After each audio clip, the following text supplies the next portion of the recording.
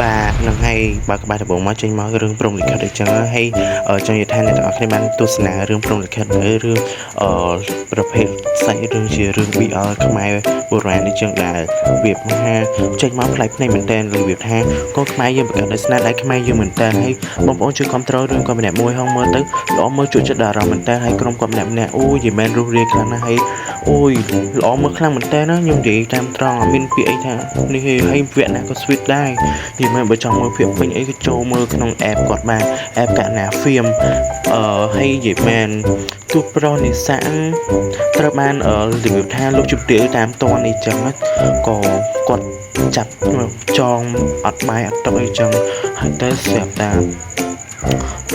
មានអ្នកលួចយកអាហារអីឲ្យអីចឹងហើយអូយនិយាយមកសាច់រឿងហ្នឹងមើលឲ្យឡើងល្អមើលមែនតើហើយ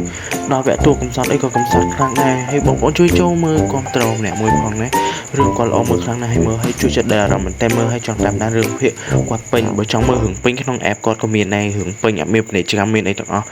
ហើយសម្រាប់ខ្ញុំអត់បានចូលមើលចឹងខ្ញុំមើលតាម YouTube ចឹងក៏រៀងល្អដែរតែរៀងដាច់ភាគតិចហើយនិយាយមែនតួអង្គមួយស្អាតហើយខ្ជូលសន្លប់ហើយអូយនិយាយមែនរ៉ូមែនទិកមែនតើ sweet សាហាវតែម្ដងណាបើបងប្អូនបានចូលមើលរឿងពេញបានល្អមើលខ្លាំងមែនតើអូយខ្ញុំនិយាយមែនពេលដល់វគ្គកាន់ដៃគ្នាមែនអូយឡងអើនិយាយឲ្យវិញ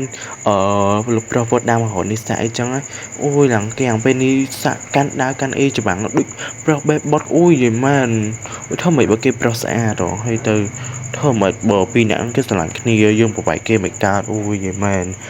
អូយបើនេះសាក់ធ្វើជាលោកប្រុសវិញដឹងប៉ុណ្ណាហើយអូយនិយាយតាមត្រង់ណាដល់ពេលសម្ដែងរឿងបែបចឹងមកមានអារម្មណ៍ថាប្លែកភ្នែកខ្លាំងមែនតើហើយអូយយ៉ាងមែនគេដើរកាន់ដៃគ្នាអូឡងស្វិតស្លាប់សាហាវតែម្ដងអត់មានដឹងថានឹកចិត្តដល់ fan គៀងអីចឹង fan ខ្លះមើលឲ្យចង់ហូរឈាមតាមច្រមុះឬក៏ចង់ធ្លាក់ពីលើខែបាក់ខែចឹងសាហាវពេកក៏ឲ្យដល់លោកជំទាវមកវិញ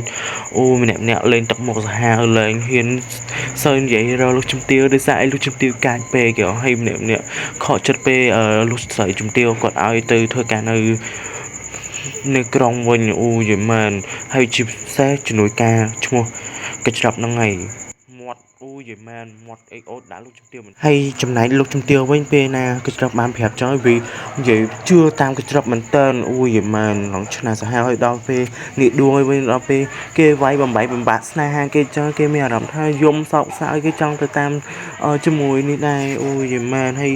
វគ្គហ្នឹងអូយគេច្រូចខ្លាចជាខ្មោចអូយកំសត់ខ្លាំងហ្នឹងហើយអ្នកនរអគ្នាហើយរឿងហ្នឹងក៏មានតែប៉ុណ្្នឹងដែរហើយខ្ញុំសម្រាប់បានតែប៉ុណ្្នឹងទេអូយមែនសូមអរគុណច្រើនសម្រាប់ការគាំទ្រវីដេអូនេះអរគុណច្រើន